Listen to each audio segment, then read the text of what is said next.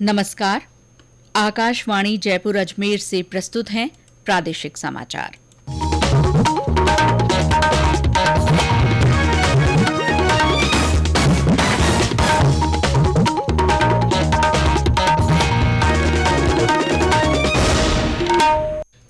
मुख्य समाचार। विश्व बैंक ने भारत में चालू वित्त वर्ष के दौरान मुद्रास्फीति के घटकर 5.2% पर रहने का अनुमान लगाया। प्रधानमंत्री नरेंद्र मोदी ने गांवों में 60% घरों में नल से पीने का साफ पानी पहुंचने पर प्रसन्नता व्यक्त की। प्रदेश में निजी चिकित्सकों की हड़ताल खत्म होने के बाद आज से निजी अस्पताल फिर खुले। प्रदेश में चिकित्सा व्यवस्था जल्द ही सामान्य होने की उम्मीद। और राज्य सरकार ने ब्याज मुक्त फसली ऋण अनुदान योजना में 560 करोड़ रुपए की अनुदान राशि को मंजूरी दी।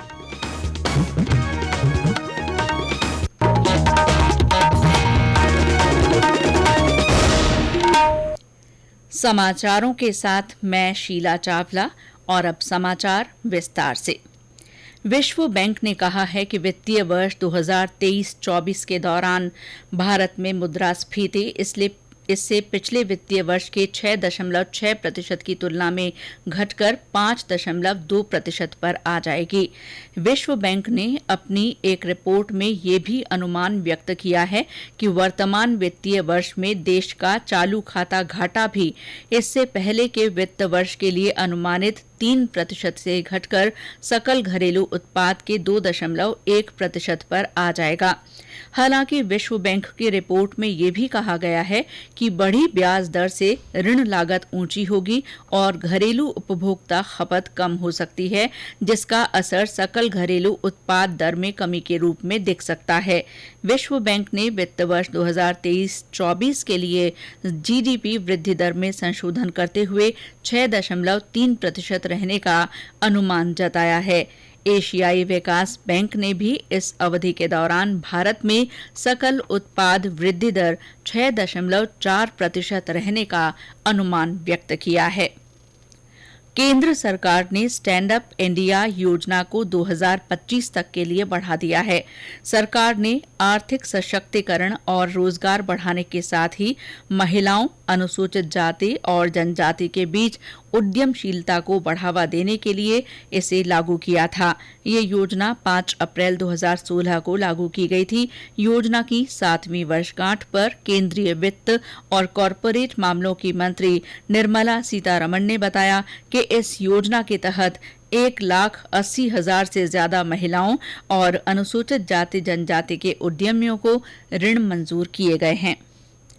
प्रधानमंत्री नरेंद्र मोदी ने गांवों में 60% घरों में नल से पीने का साफ पानी पहुंचने पर प्रसन्नता व्यक्त की है। उन्होंने कहा है कि ये एक बड़ी उपलब्धि है और इससे कई लोगों का जीवन सशक्त होगा। केंद्रीय जल शक्ति मंत्री गजेंद्र सिंह शेखावत के ट्वीट पर श्री मोदी ने कहा कि सरकार भविष्य में इसे तेजी से आगे बढ़ाने के लिए हर संभव प्रयास कर रही है। आकाशवाणी के लोकप्रिय कार्यक्रम मन की बात की 100वीं कड़ी इस महीने प्रसारित होगी। इस अवसर पर आकाशवाणी विशेष कार्यक्रम के जरिए प्रधानमंत्री के कुछ चुनिंदा संबोधनों को प्रस्तुत कर रहा है, जिन्होंने देश को नई राह दिखाई। आज की कड़ी का विषय है जिंदगी में सलामती की अहमियत का संदेश। 28 फरवरी 2018 को प्रसारित मन की बात कार्यक्रम में प्रधानमंत्री ने प्राकृतिक आपदा के दौरान आने वाली चुनौतियों का न सिर्फ जिक्र किया, बल्कि लोगों को उसमें सलामत रहने का संदेश भी दिया। जब हम पब्लिक सेफ्टी की बात करते हैं तो दो चीजें बहुत महत्वपूर्ण होती हैं, प्रोएक्टिवनेस और दूसरा है प्रिपेयर्डनेस। सेफ्टी दो प्रकार की होती है, एक वो जो आपदा के समय जरूरी होती है, सेफ्टी ड्यूरिंग डिजास्टर्स, और दूसरी वो जिसकी दैनिक जीवन में आवश्यकता पड़ती है, सेफ्टी इन एवरीडे लाइफ। अगर हम दैनिक जीवन में सेफ्टी को लेकर जागरूक नहीं है, उसे हासिल नहीं कर पा रहे हैं, तो फिर आपदा के दौरान इसे पाना मुश्किल हो जाता है।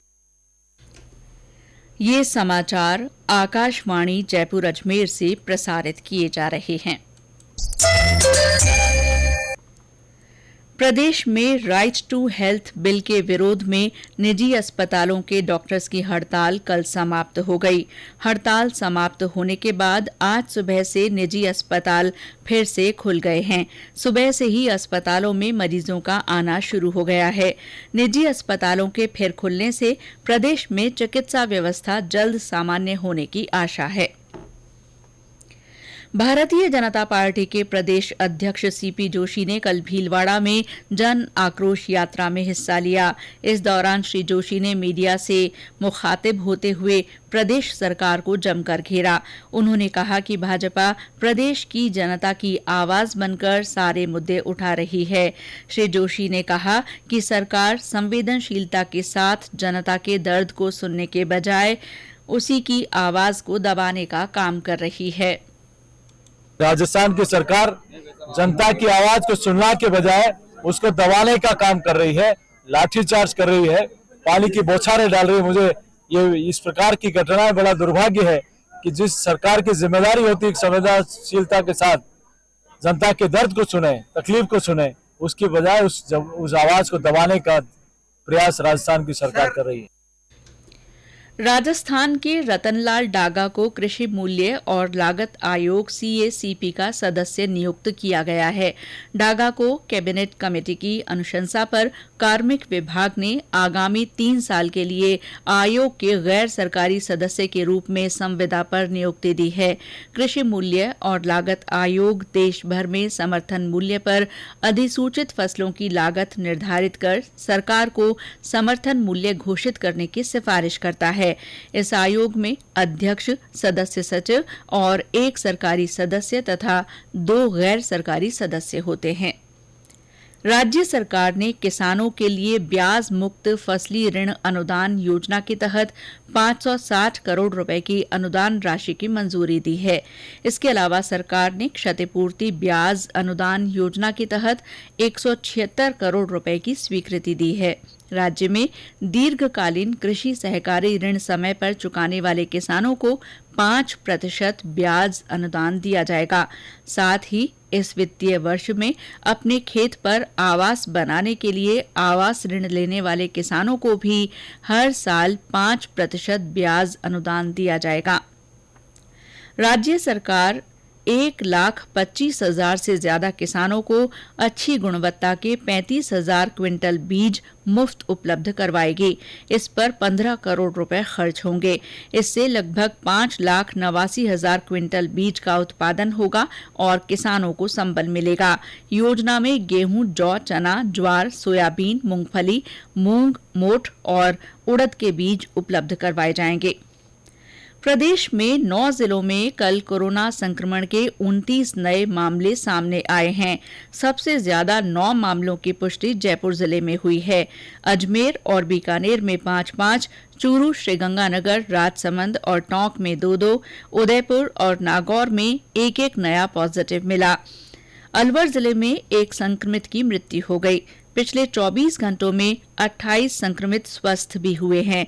प्रदेश में अब कोविड के सक्रिय मरीजों की संख्या 189 हो गई है। प्रदेश में कल हनुमान जयंती मनाई जाएगी। इसी सिलसिले में आज उदयपुर में हनुमान जन्मोत्सव शोभा यात्रा निकाली जाएगी। 12 में भी हनुमान जन्मोत्सव के उपलक्ष्य में बड़ा बालाजी पर विशेष साज सज्जा की गई है। कल श्रीराम स्टेडियम से बड़ा बालाजी तक पदयात्रा निकाली जाएगी और शाम को सुंदरकांड का सामूहिक पाठ होगा। और अंत में मुख्य समाचार एक बार फिर। विश्व बैंक ने भारत में चालू वित्त वर्ष के दौरान मुद्रास्फीति के घटकर 5.2% पर रहने का अनुमान लगाया है।